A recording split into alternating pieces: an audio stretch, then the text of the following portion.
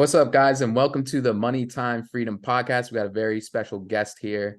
His name is Adam Carroll, CEO of the Shred Method. He's an expert at the psychology of money. So, welcome, Adam Carroll. I'm really excited about this episode of the Money Time Freedom Podcast. Why don't you introduce yourself and tell us what you're about, man? Yeah. First of all, thank you, Eric, for having me. And I love Money Time Freedom Podcast is such an awesome title. Here's why I say that. Somebody taught me years ago that there are four legacies that we have to leave future generations. Mhm. And the first one is money freedom.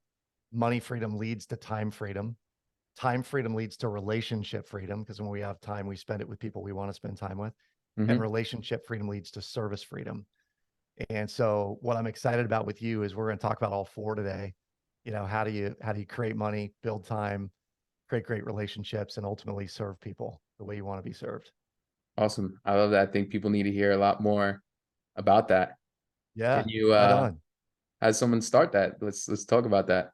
Well, I'll tell you, for me, it came very, very clear for me what I was about and what I was trying to build, with a conversation with a guy who had opened a business, sold Mhm. it, and then created all four of those things: money, time, relationship, service.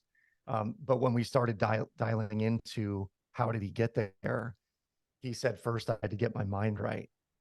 And I was so intrigued by that. We did like a 3-hour conversation around mindset and money and psychology. And it led me on this 20-year journey of trying to help people figure out what is your money mindset and where did it come from and how do you improve upon it? Mhm. Because what most people don't realize is that their money personality, how they interact with money, was created by the time they were 9 years of age.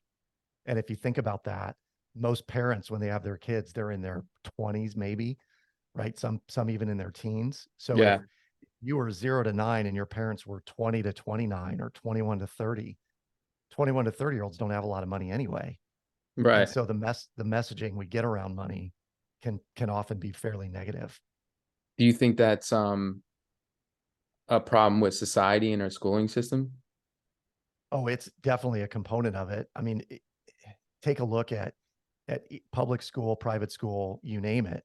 Yeah. If kids are going to the traditional educational format and they're being taught by educators who are taught, go to school, get a degree, get a good job, and if you want to make more money, go get an advanced degree, Right. meaning take on more debt to make more money, Right. then their messaging to students is, hey, the way to succeed is just take on more debt. You need more education. And Hmm. I would argue that in my world, the lessons that were best learned and maybe hardest learned, but most valuable, was self-education. It Mm. wasn't going and learning from someone else or paying to learn from someone else. It was going to a conference. It was reading books. It was talking with mentors and maybe paying for coaching. Um, but once you get that, you get better and better and better. But it's self-education, not formal education, And the and implementation, right? and the implementation of it. Yeah, I that's feel right. like you get a lot more context when you read those types of books and mentors when you actually implement it first. 100%. Because you can read, like, I don't know if you ever read the book Ready, Fire, Aim by Michael Masterson, Yes, amazing book. but if you read that and you haven't even taken a step in your business, you'll be like, what the fuck does this mean? Like, you're Yeah, not going to right. understand some words Totally, in it and stuff. Even totally. once you get towards the end of the book, when he talks about building $100 million business, I'm like, what is this guy? This is like too advanced for me because I'm not there, Yeah, you know? yeah. I will say this though. I think the fact that you're reading books like that, and hopefully your audience is, what it's doing is expanding your mindset about what's possible. Because Yeah. maybe you didn't think, Jesus, this could be $100 million business. What Hmm. is that? What would that even look like? And this Yeah. is where I really like coaching. We do a lot of coaching with small business owners and people who are doing well financially. They're making good money. Maybe they're having trouble keeping it and growing it. So we coach them on that. But what we'll often say to them is, how much have you set aside already in assets? What do you have in net worth? And I Hmm. talk to people all the time that are in their 40s and 50s, and they'll say, I'm at a million or a million and a half or 2 million, which is nothing to sneeze at. Like, good Yeah. amount of money, more than 98% of the American public right now. But what I'll ask them is, where do you want to go? What does it look like by the time you're ready to retire? Or what's your legacy going to be for your family? And Yeah. they'll say, 4, 3.5, 4, somewhere in there. Yeah. And I start going, no, by the rule of 72, you're going to be at like 20 or 30 Hmm. if all you do is follow what we're telling you to do. And they can't even fathom what that would be like to have 20 or $30 million. Well, let me ask you a question, right? Yeah. I'm really against investing if you're not creating, if you don't have a cash flow system already. So you Yes. get a lot of people, because we speak to a lot of people, generally they're making $20,000, $30,000 annually, maybe $50,000 annually. And a Yep. lot of them hard press multiple sources of income, Yep. investments, stocks, crypto, real estate, but they don't Yep. even have a dollar to their name. Right. So would you agree? And I would definitely agree that you're more of an expert than me, but would you agree that you should not, you should probably invest in your own skills first? And Yep. then once you do have like 100,000 saved up, like I think Grant Cardone says, don't invest into properties until you have 100K saved up. Yep. And then you use that cash flow to create wealth through investments. Would you agree with Totally. that? Or I would 100% agree with it. And Grant's number is 100K. yeah. Um, I'm probably there. I started at 50. I had Okay. 50 grand set aside. We started putting money away with that 50K, and it was making passive income. Right. But to your point, Eric, I think what people need to realize is that we ourselves, you individually, you are the greatest investment, Right. right? I mean, my ability to go deliver a talk, which I have honed for 20 years, is what allows me to make 10 or 15 or 20 grand a pop. Right. And I know that I did that because I invested in myself and my training and my development. And I honed my skills and I practiced and I watched TED Talk after TED Talk after TED Talk to figure out what it Yeah. required. Um, for your clients, for your tribe here, invest in yourself. The money will come. Know that all those outside investments could Hmm. just be a great distraction for you of building your business, your practice of making money every month. Hmm. But the thing I would add to that is one of the things that people have to get really good at is as you see yourself as a 20 or $30,000 a month producer and you start to hit those levels, see yourself as a maybe $7,500 a month spender, Mm. right? Don't see yourself as a $30,000 a month producer and a $30,000 a month baller. You know what I Right. mean? Yeah. Because that's the trap that people get into financially is I'm making killer money. We call it doctoritis because the doctors make killer money. But they spend it all. They spend it all. Yeah. Lawyers are the same way. They're making a ton of money, but they're chained to their desk, they're chained to the OR, and they want out of it. They want a different life, but they can't afford to get out of their lifestyle. Yeah. And so what we teach is build a bigger life, keep your lifestyle pretty, not minimal necessarily, because I love, like, I'm going to go out and have a steak dinner and buy a nice bottle of wine. I Right. take lavish vacations, but Right. my lifestyle expenses I keep pretty limited. So not buying a new car all the time. We have no car payments, no debt Right. payments, but we do that intentionally so that the more we make, the more we have to continually build the engine that generates passive income. That makes Yeah. a lot of sense. I've definitely made some of those mistakes myself. I'm curious, like about your story. Were you ever broke, or what made you change, or how did your story kind of start? Yeah. I like to say that when I started, I made my mess my message. So in the I like speaking that. world, you're going out, you're either like you're a reporter, you're someone who's been through it, you are maybe an expert in the topic. And so Hmm. what I did was I came out of the gate with $30,000 in student loans and 8 grand in credit card debt. And I was upside down in my car. Yeah. And I had my financial head up my ass Yeah. all through college because I thought I was the rich college kid. Right. And then I quickly became a broke professional. And, Yeah. my wife, when I met her, she essentially, we joke about it today, but she basically said, get rid of your debt or I'm going to get rid of you. Because she came from like a very frugal family, where Yeah. you didn't carry credit card debt and you always had money in savings. And that Yeah. was a byproduct of like living in a very frugal home that didn't have a lot of money. Right. And so within 2 years, we blasted away all of our debt. And the flip side of that was after we paid off the debt, we had like almost 4 grand a month in discretionary income. Hmm. And when you have that much money in DI every month, you can do a lot. Like you can really start building wealth. Right. And so I started teaching people how to do that. And candidly, I don't know if on your bookshelf you have The 4 Hour Work Week by Tim Ferriss. It's in my closet. Yeah. There I you haven't go. finished it yet. Dude, that book was a mind shift for me. Yeah. When I read it, one of the questions that I think I was left with in the book was, how do I make as much money in an hour as most people make in a Yeah. month? Right. Right. Because that's Yeah. I true love that. time freedom, right? Yeah. That's And leverage. as I kept asking myself the question, what I kept going back to was go speak for a living. People will pay you great money to go speak. Do you mind And if I ask you how much you get paid for one stage, like to speak on one show? yeah, I mean, it averages, but it's Yeah. usually between 5 and 10 grand. Ooh, And nice. I'll do 40 a year, 40 to 50 a year. Wow. That's So incredible. yeah, yeah, What about, it's been an amazing lifestyle. yeah. And I love it. The thing about my business is probably very similar to your tribe. I love it. Like, Yeah. I would have to imagine trainers love working with their clients because they Yeah. see the results and the transformation. And I love getting up in front of a group and like eyeballs are popping. They get the aha moments as I'm sharing it with them. So I love it. Were you nervous the first time? Oh, always. I Yeah. mean, but there's tricks to that too. And I know we're going to talk about this, getting you on stages, because I know you need to be on there too. Absolutely. But there, physiologically, your body doesn't know the difference between nervousness and excitedness.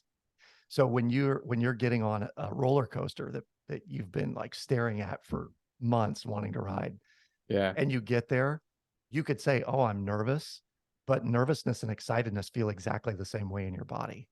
Right. I mean, like you feel that way when you're dating a cute girl and right before that first kiss, like that's what it feels like. Mm-hmm. It's been a very long time since I've done that, but first kiss, that is.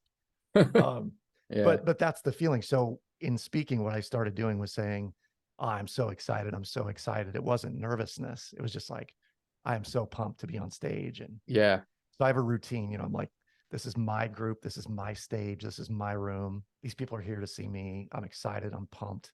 Just You shifted know, your mindset, I like shifted shifted my the way mindset. your perspective on it. Yep. Because Yeah. nervousness leads to like being tongue tied and dry mouth and all that. Whereas Mm-hmm. being excited, I can come out and just like light the world on fire on stage right away. That's sick. Yeah. I definitely aspire to be like that for sure. Or to do that. Yeah. Absolutely. Um, how does one go about, what do you think the number one key to wealth is? The number one key to wealth, someone broke it down for me, and I define wealth and financial freedom a little bit differently. Mm, So wealth is a measure of time. And what mm, I mean by that is, yeah. if your income stopped tomorrow, how long could you live your existing lifestyle? And for It's most powerful. people out there, they're like Sunday at 2 o'clock. That's how long I could live. And the more you put away in assets and the more you have in savings and all of that, the Right. longer and longer you can live. And the goal is your wealth should get to a point where the amount of time that it will exist is longer than you will live. Right? That's where Right. someone is wealthy. But financial freedom is a little bit different. That's where you have more money coming in passively than you have expenses. Right. And when you have more money coming in income than you have in expenses, you are financially free, whether that's from your business, from real estate, from something else you're doing. Um, but I think being financially free may not Mm, necessarily mean that you're wealthy, because if that passive income stream stopped, you'd have to go right back to doing work again. So ideally, what we're trying to set up are massive, passive, permanent streams of income, massive, passive, and permanent. And then while you do that, the other key, and I think this is the short answer to your question, is to, in your lifetime, create a spread between what your income is and what your expenses is for as long as possible, for as much as possible. right. And as you do that, the expense number can keep creeping up as your income goes up exponentially. Right. So have a lavish lifestyle, but if you're Make a making a million, lot more money. that's right. Yeah. That's right. So if you're making $1 million a year, yeah, have a $500,000 lifestyle a year, Right.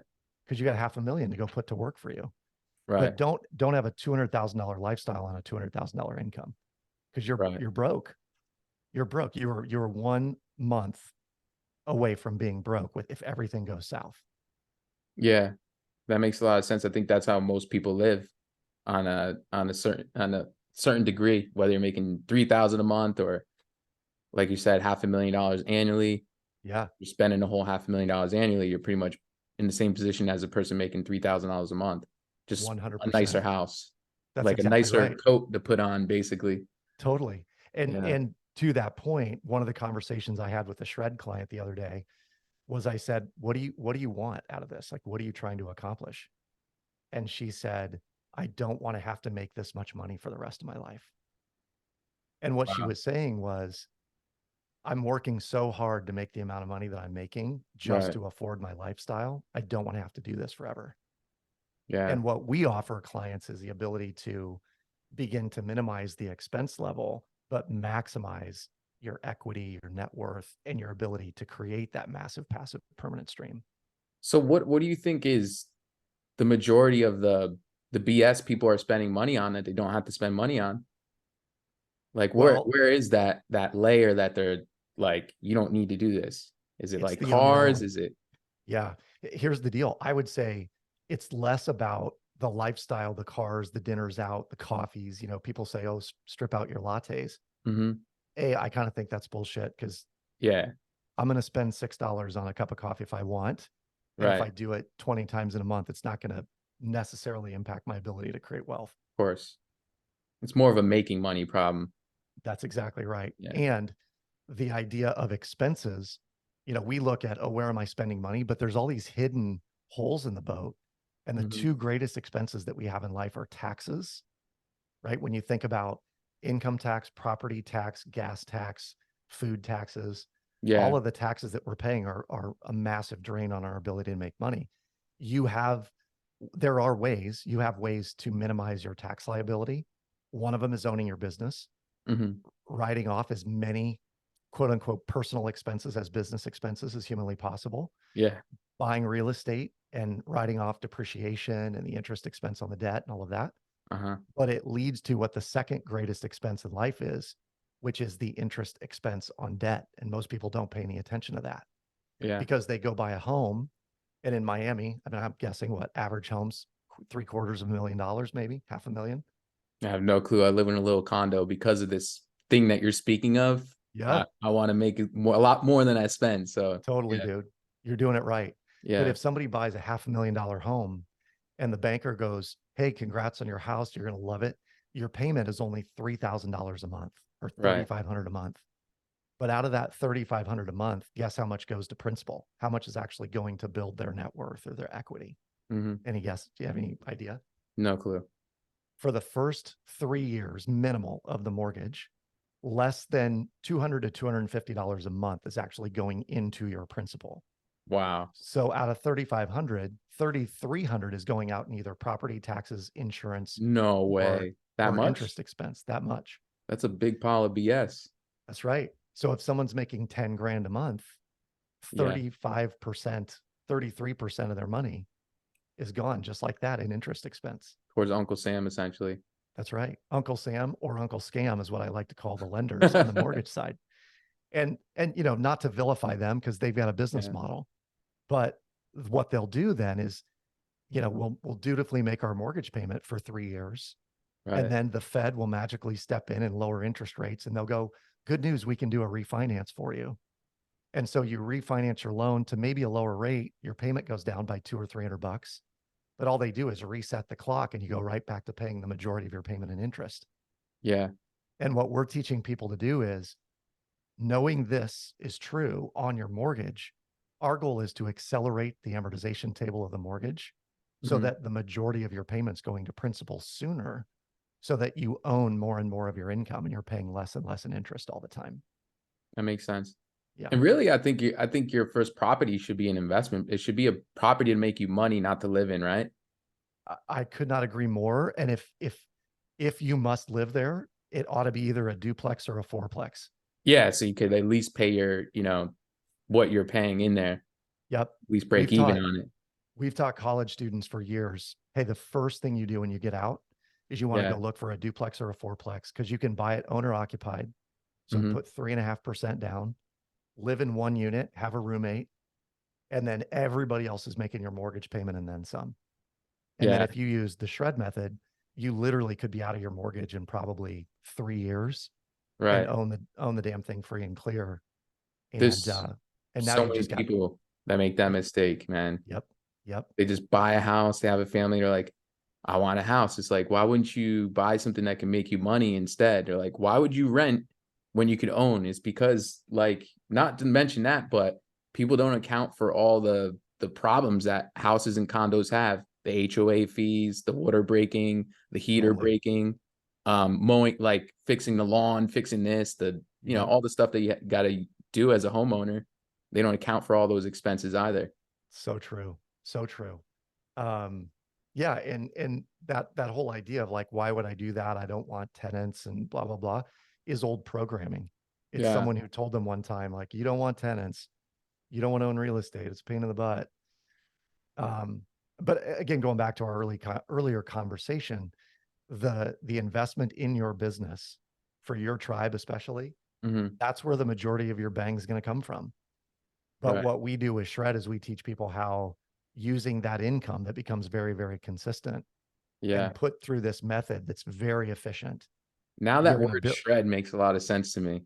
yeah, because Yeah. we're shredding the mortgage, we're shredding all the debt, and we're increasing our discretionary income that Hmm. now that goes to work for us, right? So an analogy, I like to like use analogies and metaphors because I think people understand it, Eric.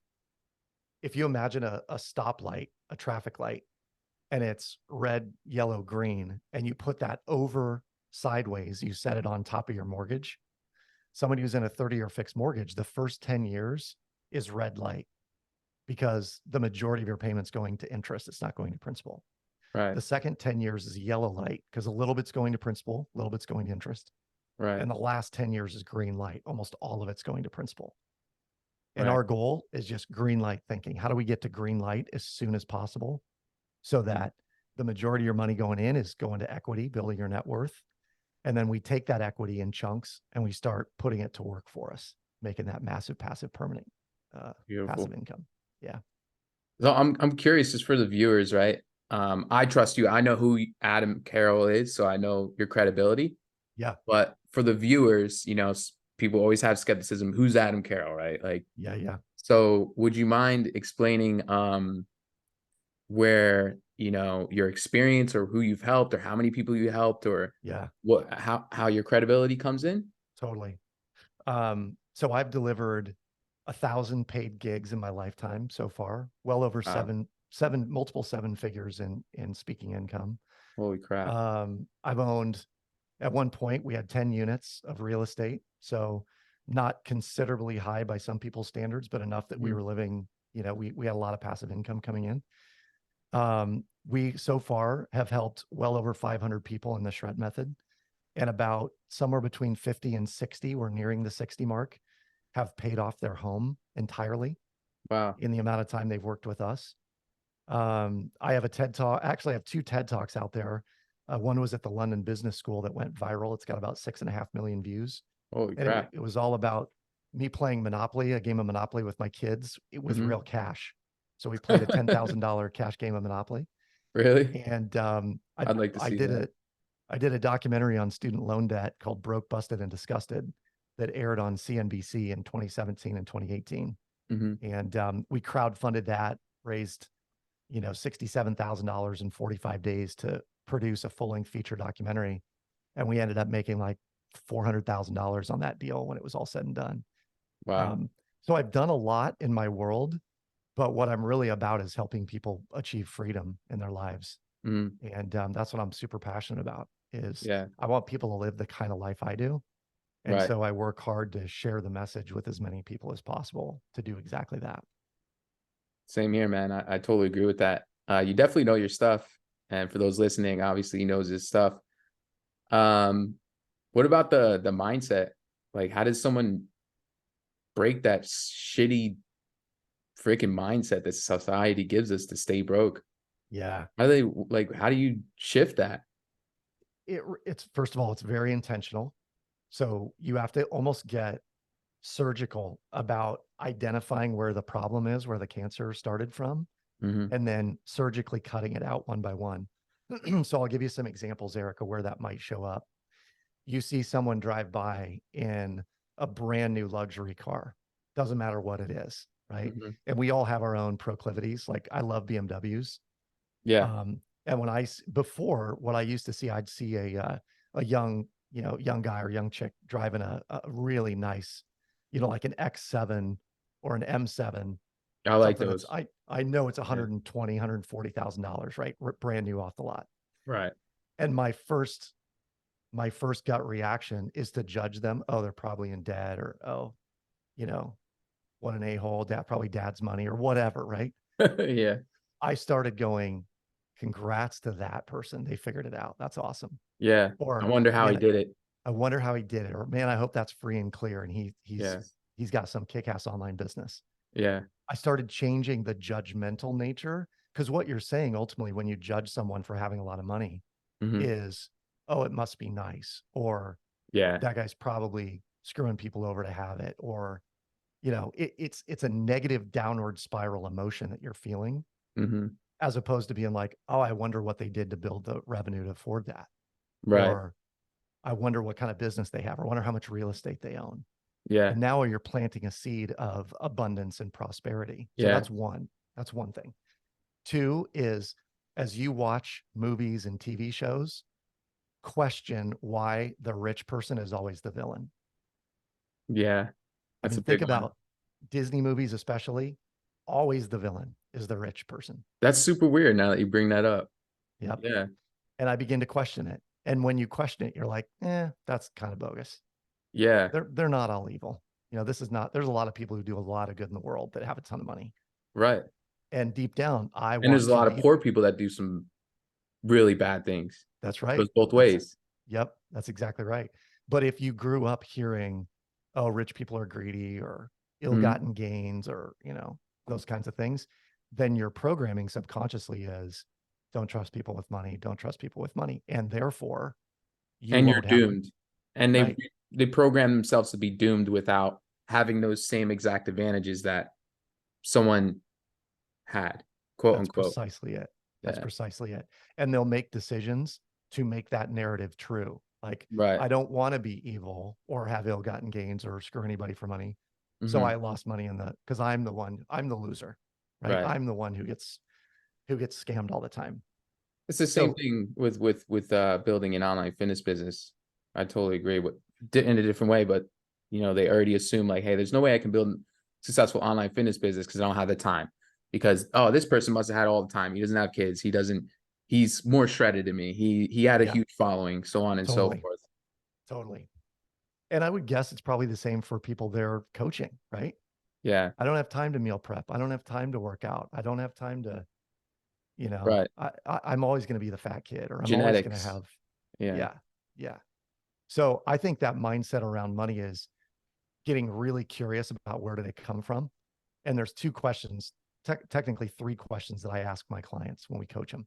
Number one is, what was your earliest money memory? So as a Mm. kid, something happened and it imprinted itself in your mind. Usually it's the very first thing that comes up. Do you have one? Early money Yeah. memory.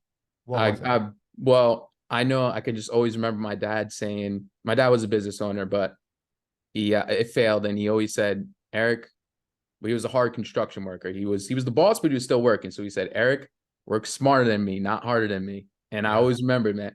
And he used to flash a lot of money too. He loved getting these big 30 grand, totally. contractor deals. And I used to, from the day I was born, I loved money, man. It's just me. And Yeah, when my dad said, but work smarter than me, not harder, and seeing him struggle, yeah, because middle class struggle more than everybody. My dad was totally. middle class, but like you said, they're spending what they make.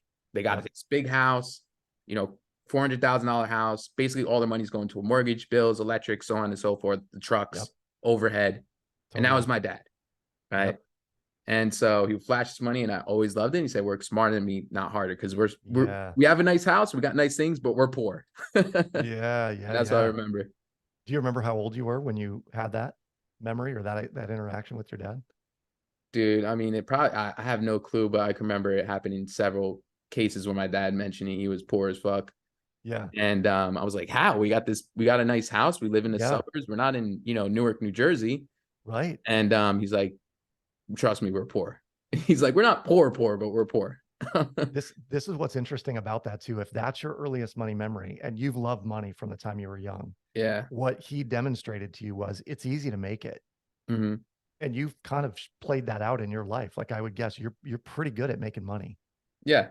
Even back in the day when you were doing it maybe illegally, you figured out how to make it, right? That was part of the deal. I've always been able to find a way and dig. Yeah. Yeah. And then so the second question that we often ask is, and you answered it, what did you hear growing up around money? So we're poor, we're poor, we're poor. But if Hmm. the visual you're getting is, how can we be? We drive a nice ride, we live in this huge house, we live in a nice neighborhood, we're eating Hmm. out. That doesn't even, like, how do I reconcile that Right. we're poor but we have this lifestyle? Hmm. So that's a question for kids. So then here's the last question that I'll ask you, and this is how we sort of break down money mindset. If there was a knock at your front door and you went to the door and opened it and money is standing there personified, so money as in human form is standing there, how would you describe the person standing there and what's your relationship to that person? That's a good question. And it's You want deep, me to right? answer it? You yeah, feel free. It'd be a big, huge Jack guy like Arnold Schwarzenegger. Yeah. Yeah. And what's Yeah. your relationship to him? He'd be my best friend. I love it. I love it. So here's what's cool. You fixed your relationship to money Yeah. because that dude is your friend. He looks like you, maybe a little bit seasoned Yeah. compared to you, A lot but more seasoned. Yeah.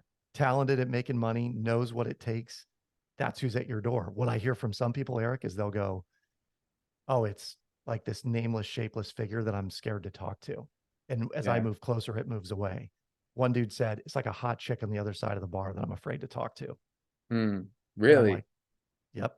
I'm like, Yeah. we got to dig into that because that we have to repair your relationship to money. Mine is when I see money personified, it's my buddy Joel, who's a little bit older. He's like 3 or 4 or 5 years older than me. Hmm. Um, super. He's a bald dude like me, super successful, owns a business, very generous, loves Why's it his got to be bald family. though? He's got to be bald for me anyway because he looks like me. Kind of like Okay. being jacked for you, Yeah. you know. Yeah. Um, but when we ask these questions, what it does is it suggests the early money memory and what you heard led to what your relationship to money is. Yeah. So if you've got people that are like, it's fleeting, like money is there and then it's gone, or it's a banker and he's got a briefcase and I'm nervous when he shows up, Hmm. you got to repair that because that's what's creating some of the decisions you're making around money. Right. Yeah. I totally agree with that. I like that. That question and how you look at the relationship that you have with money. And so many people are so uncomfortable talking about money. Sometimes when we get on our sales calls and we ask people how much money you want to make, and they're like, oh, just 2-3 grand. And we're like, what? Like we're we're here to make you more money, not just 2-3 grand. We're like, and I always tell them, like, hey, we're gonna shift your mindset. We're trying to make you, financially free, $10,000 per month, not 2-3 grand. They're like, yeah, I just feel weird talking about it. I don't know if that's even possible. Yeah, And I'm just like, we're not here to do small things. We're here to do bigger things, not small things, totally, totally. But And it blows and my deep mind though. deep down, Eric, like you're doing great work with these folks because deep down, they've Hmm. never seen anyone go from making, 40 grand a year at an 8 to 5 to Hmm. 120 grand on a side hustle. Right. They've never seen it. So they don't even know it's possible. And Right. then you expose what's possible, but they have to shift that ability to like get there. And I Right. think some of that, you're probably in this boat. A good friend of mine, he had this theory. It was like, I have this number of what I want to make per month, and I'm going to give myself 6 months to hit it. Mm. And every time he would do it. Wow. So it was almost like he had cracked the code or would regulate his thinking to, if I want to go from 20 grand a month to 50 grand a month, I'm going to give myself 6 months to do it. And my subconscious mind's going to figure it out. Mm. And then he would do it every single time. Mm. So we got to get good at that because some of your clients may be like, oh, that's a 5-year project. Right. No, it's a 1-year project or it's a 6-month project, but we're going to Right. get there. And I know some of your clients get there in 2 months, 1 month, right? Yeah. I mean, Yeah. We've had some people go from 0 to $20,000 in 2 weeks. That's the fastest so far.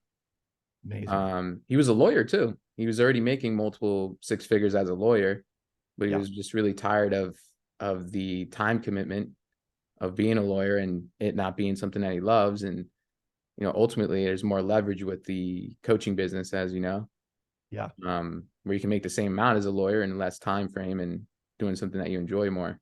No doubt. Yeah. Yeah, that was the fastest so far. But yeah, we've had a few students. I mean, just to be totally transparent and set up people with realistic expectations because they're like, oh, I don't make 10K my first 30 days. They're like, oh, this must Yeah. not work for me. Like only 10%, maybe 20, between 10 to 20% make that in their first 30 days. Yep. The other people have to shift their mindset. Hey, this is going to be a 4-month process. Right. Um, assuming that you actually do the actual activities required, right? Yeah. But yeah, it's I think people need to break through that mindset of limiting themselves for sure. It's, one of the examples that you might use even in some of your coaching, as you're bringing people on, is to ask the question, how much have you made a year? What's the greatest amount of money you've made? Hmm. And they put a number, 50 grand, 80 grand, whatever the number is, Right. and then say, I want you to add a zero to it. How does that feel for you? So if you were to add a zero to 50 and it's Right. 500,000, give me your emotional gut reaction to that. And I'm not Yeah. asking you to do that. But Yeah. if your clients are in that mode and they're like, not, no, so that'd be a crazy number. Yeah. You know what I mean? Yeah. Then you could say, let's shift your mindset to where that is possible. Because in this world, you could make that. There are a lot of Yeah. people making $500,000 a year, A month. right? A month, A right? day. Right. Yeah. Yeah. And we could go look for them and show you examples and know right now you have probably, maybe you don't have the exact right skill set to get Hmm. there, but you're learning it, all the resources and tools to Right. get there. But you've got to be mentally there before you show up physically there. And Absolutely. and I think your example of the attorney, somebody making six figures a year plus, it's real easy for them to imagine, yeah, I'm going to go make six figures in a coaching business because Hmm. I know it's possible. I've already been doing it over here, so I should be able to do it elsewhere. Right. I think that's the leap for some folks. And similarly, going back and what I said on the podcast here is that if we talk to people about what's your legacy going to be, and they say 5 million, and we're like, it's going to be more like 30, they have to mentally jump to 30 Hmm. before they can start doing the activity to get them there. Because they're Right. they're fine just like kicking the can down the road, hopefully getting, a couple more million in the next 20 or 30 years. Right. And we're saying, no, you're going to double your net worth every 4 to 5 years if you do this right. Yeah. I always like to aim high anyways, because if you know, you'll make a lot more money by saying, oh, I'm going to make 30 million versus 5 million. Yep. Even if you don't hit that 30 million, but you fall short at 20 million or something, Totally. you're still making more than that 5 million by setting the standards low. Yep. Yeah. Um, Totally agree. I never meet my goal. It's just never happens. It's just too high. I will eventually, but it just never happens because I'd rather set it super high and then Yeah. kind of like get a little bit lower. What's funny about that, I set my goals the exact same way you do. Hmm. And I had an operations director that worked with me for a number of years. It used to drive her crazy because she wanted to hit the goal. And I Yeah. was like, that's not the point. The point is like, we're striving for this massive number. Yeah. And so know that too. You may have teammates who really need, accessible, tangible goals they have to hit along the way. Hmm. And yours is this pie in the sky goal. Yeah. My wife, she thinks I think too big sometimes. I'm like, no, no, no. I don't think big enough most of the time. Yeah. You know, Yeah, I that's agree. that's how we got to go. I'm curious. You have a coaching business right now, right? We do coaching through the shred method. We'll coach people around money mindset and Yeah. psychology and the logistics. And then I've done a lot of leadership development work. So I still Mhm. have a host of clients that are leadership coaching clients as well. They're business owners, VPs that are trying to lead their teams well. So I What coach them. what component for the new people out there when you think about making your first six figures as a coach, with your coaching offer, not with Yep. stage, this, that, right? Not with investments. When Yep. it comes to building a six-figure business or getting to your first, $100,000 annually, Yep. what was it? Marketing? Was it sales? Was it referral? What was it for you? What do you think other than mindset? More Yeah. so like what was the This is a great question. I'm being quiet and I'm thinking about this because I'm trying to put my finger exactly on what it was. what was that mechanism? Number, say again. What was that mechanism for you? Yeah, the mechanism for me, I think, was I'm going to put two parameters on this. Number one, I think it was getting really good at what I do Mm, so that mhm. people noticed it and talked about it. Because my experience at some level was kind of speaking for itself. People would say, you got to see Adam, or you got to hear Adam, or you got to work with Adam. The evidence. The evidence, right? Right. And then secondly, Eric, I think what I would point to is um, my confidence in pricing it the way it needed to be. But that Because the confidence comes from the evidence. it does. Yeah. It does. But point blank, it was hard for me at one point to jump from I'm 2,500 a month to 7,500 a month to work with Hmm. me. Right. But when I did that, and the guy was like, okay, Hmm. I You're went, like, oh, what just happened? I should have been doing this a long time ago. And Yeah. then I did it. Literally, I did it. This is like the 4 minute mile. You know, Roger Bannister broke the 4 minute mile, and then 17 people did the next month. Yeah. I hit 7,500 a month with this client, and we did it like a 6 or a 9 month engagement. And then the very next week, I pitched another client at 7,500, and they were like, okay. Yeah. I was like, dang, okay, this is what Yeah. it takes. So I say that not to boast or brag or be a big shot, but to your tribe, you're a few calls away from getting to a point where you're like, no, I'm going to shoot for the moon on this because I think this client needs it. They deserve it. They have the money to pay it. It's Hmm. value for them. And I'm going to shoot for the stars on it. But to go from zero to $15,000 a month, you Yeah. know, with 2 coaching clients, not a lot of hours spent, Hmm. it's a bigger life. That's what we're after. Yeah. Now to scale that, are you more so focused on the sales, or are you more so focused on the lifetime value of your customers, or you're more Yeah. so focused on the marketing? What is it for you? Yeah. Lifetime value of customer for sure. Hmm. And then with us, you know, as I'm doing some of these coaching programs, we're layering in how to use Shred. Shred is phase one. We talk about phase two, phase three. So we're ushering people through this process with us. Right. And each stage of the game, there's an additional revenue stream. It could be they're investing in a product, they're buying insurance from us, they're doing something. Hmm. So as we coach them, they're getting to this point where financial freedom becomes closer and closer, and they see the value in what we're doing. Right. But there's definitely a lifetime value component to it. Hmm. And then for me in my world, I'm really building Shred out as a monthly subscriber, like a SaaS business, Right. software as a service, because we think within 5, 6, 7 years, it's going to be there'll be an acquisition target on us. Like Hmm. someone's going to come along and say, we love what you've built. This is a great lead gen engine. We want to buy it. Is that your goal? Is that to be the to eventually be the owner and be able to sell it? It right now it is. And Yeah. what I keep telling my team, as we build this, the vision gets clearer and clearer and clearer. Right. And why not build a business that you want to hold forever, not one that you want to build for 7 years and sell? Hmm. So currently I'm in the mindset of we're building it. We're in a high growth phase. We want to get to a point where we're an acquisition target.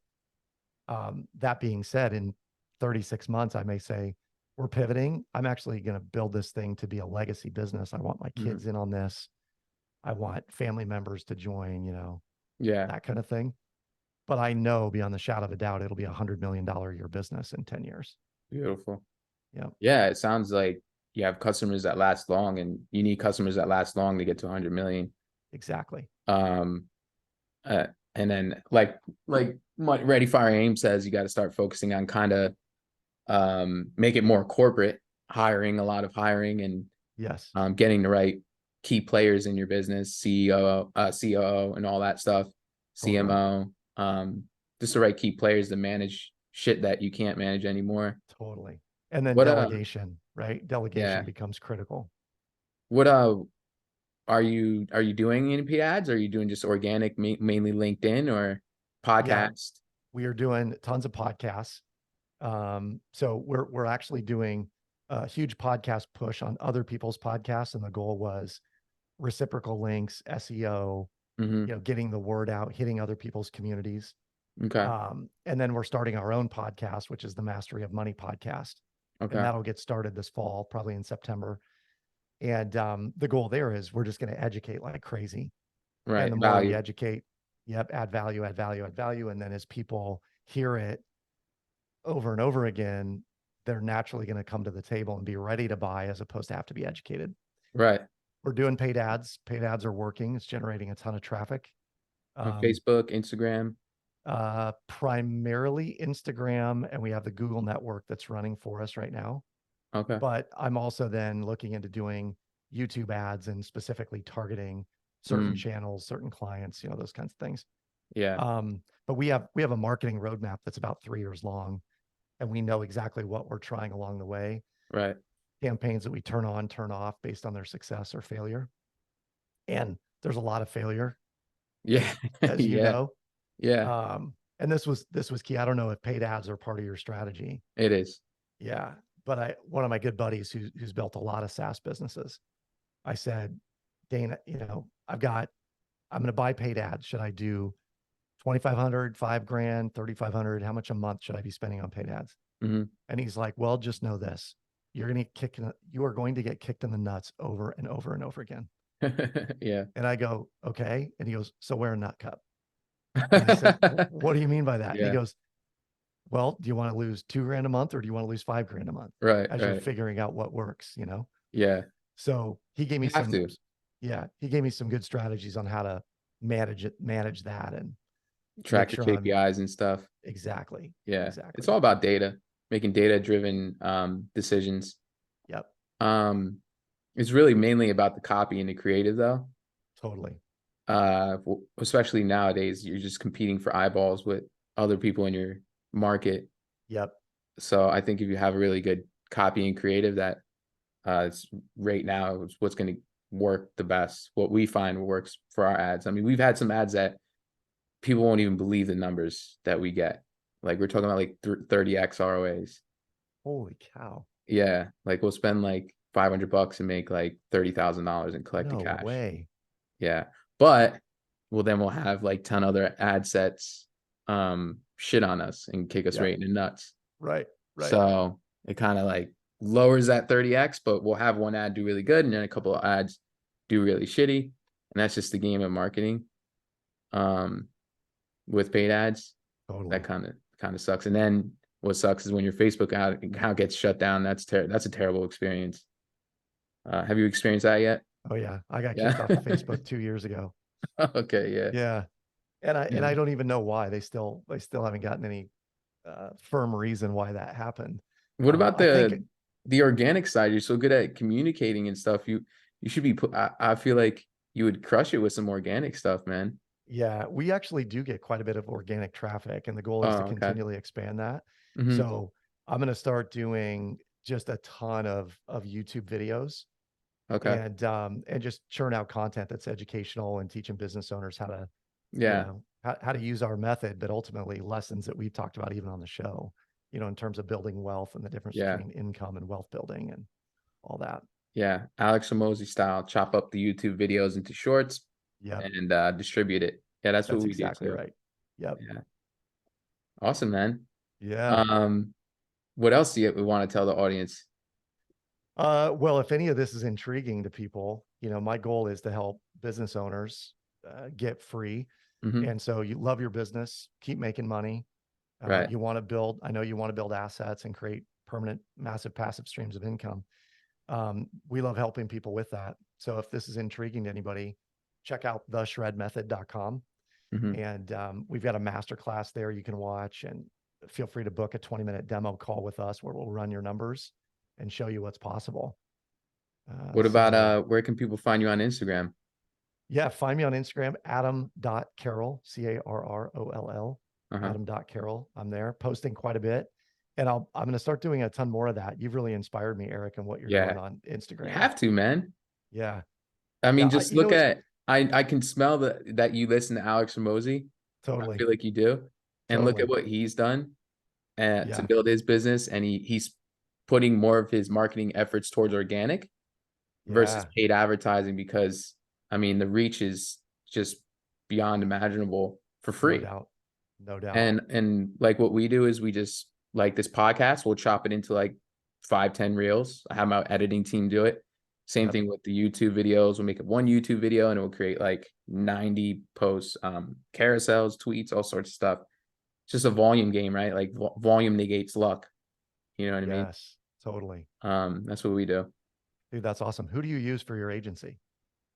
For the ads, Yeah, I run my ads myself. you do. Yeah. Okay, that's awesome. Yeah, I've learned through a lot of, I've spent close to $100,000 on mentorships, and then I've also spent a lot of money on ads, lost money, gained money, all sorts of stuff. Yeah, yeah. Um, yeah, that's how I have hired an agency in the past, and they sucked. I've hired two now and fired them both because I was like, Yeah, how do you not know how to do this? You're an agency. yeah, man. There's not too many good ones out there. I think it's best just to learn it on your own and hire maybe a copywriter and someone to make your creatives, like someone Yeah. really good, but manage the ads account yourself. Yeah. Watch the KPIs. I feel like we know our business best, Yeah. and there should be like, even if you're at like 10 million, you should. I've spoke to guys doing 10 million a year on ads, 50 million a year, and even them themselves as high level CEOs, they're inside their ads account at a certain degree, watching those KPIs and Interesting. tracking it and looking at what's working. Yeah. Um, so I think that's just what I do. Yeah. I'm not saying I'm the master of ads. I definitely am not. But yeah, agencies have sucked so far, Yeah. you know. Who cuts up the videos into reels and all that? Did you just hire someone virtually or? Oh yeah, I outsourced it myself. I hired a copywriter. And he doesn't do it word for word, but he gives me like the hooks and Yep. does market research and stuff like that. So we have Cool. good headlines based it off the YouTubes and stuff. Yep. The editor, I mean, it's super easy. You can find people in Facebook groups, right? Yep. You can just post like a thing like, hey, I'm looking for an editor. And then have my videographer just shoot me for between 2 to 4 hours. Yep. And yeah, it's pretty simple. I mean, I only spend like 2 to 4 hours per month on content. That's it. Dude, And that's we pump amazing. out a lot of content. Yeah. Yeah. Love that. That's Yeah, very cool. This I've gotten a ton out of our conversation too, but that alone, yeah, volume negates luck, and you're shooting 2 to 4 hours a month and then creating that's massive it. amounts. A lot Yeah. on we're on LinkedIn, and then I'll have my VA just post it everywhere, LinkedIn, Yeah. Facebook. So I essentially don't spend any, I only, yeah, I barely spend any time on content. That way there I could locate my times towards sales, marketing, like higher level activities. Yeah. Yeah. That's amazing. Yeah. Dude, I love it. Yeah. Dude, you got to do it, man. You're such a good speaker. Like you'll sit down for 2, 4 hours and you will have so much good quality content and it pays for itself. Let's say you're spending 2, 3 grand on your content team. Yep. You're selling at $7,500 a month. Yeah. You get threefold on just one client. Yes. Yes. So much yes. The other thing, going back to earlier in our conversation, Eric, you were talking about focus and distraction, Mm-hmm. and clearly you've invested a ton of your time and energy into this business to make this business work well, A ton, man. A at the ton. sacrifice of everything else or many other things, right? Damn near everything, man. I spend a good, I'm not gonna bullshit you like a lot of these entrepreneurs were like, yeah, I live by the pool all day. Yeah. Man, I'm inside my business 12 hours a day. Yeah. You know what I You're mean? hustling. Yeah. Yeah, I'm inside of it. Even when I have appointment setter, I have like 6 appointment setters. I got a sales closer. I'm in the DMs with them, and I don't have to. I make enough cash where I can sit by the pool, but I choose to be inside of it because I'm not nowhere near. My competitors are shitting on me right now. You know, Yeah. Right. we're just a small fish, Yep. and the only way we get to that big fish level is by doing big activities.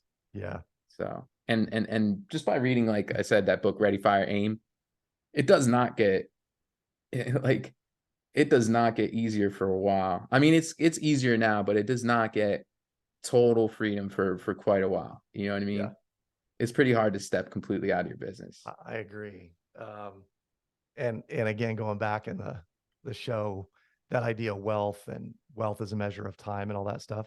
When Mhm. you start figuring out how much wealth do you want, or Yeah. what would be an awesome number to have, Right. what it does is it puts a long-term time horizon on your life and your business. Because Yeah.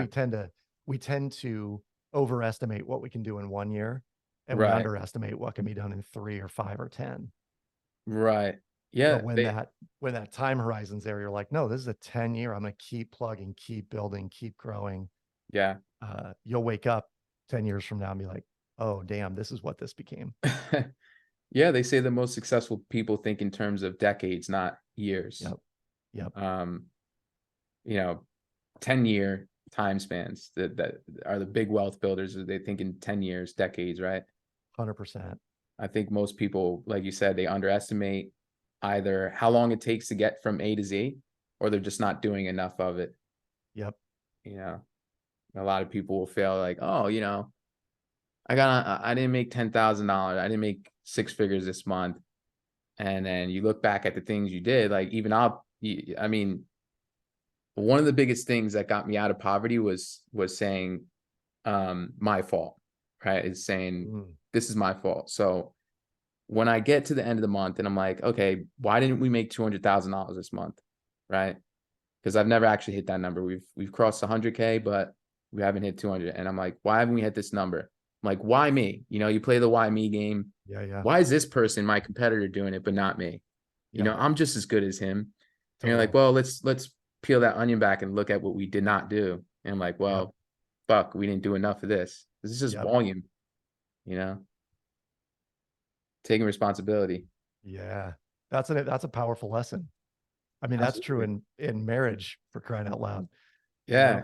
What did I do? How is this situation being created by me? Because I'm the only one who has control over Yeah. my reaction or the emotion I put into it or whatever. Yeah. Yeah. I think Alex Mosey says the first lesson to getting out of poverty is saying my fault or something like Mm, that. And is realizing like we are in control of everything where we're at, where we want to go, and everything is my fault. You know, yeah, that's powerful. absolutely. Oh yeah. Are you a fan of him, I Alex? am huge fan. Yeah. I ordered, Yeah. I mean, people had told me about $100 million offers over and over and over again before I Yeah. had officially ordered the book. Right. And then I pounded through it on an airline flight. Yeah. And I got done. I'm like jamming notes down and sending them to my team. And we got to be doing this and this and this. Yeah. Um, which is kind of how I operate with other books too. Yeah. Um, but there are some of those out there. 4 Hour Work Week was one. The E-Myth. I don't know if you're familiar with the E-Myth business, the E-Myth Revisited. It's a book about how to create systems in your business. Traction is a popular one E-Myth? today. The E-Myth. Mm-hmm. Hmm. And the E-Myth is the entrepreneurial myth. Okay.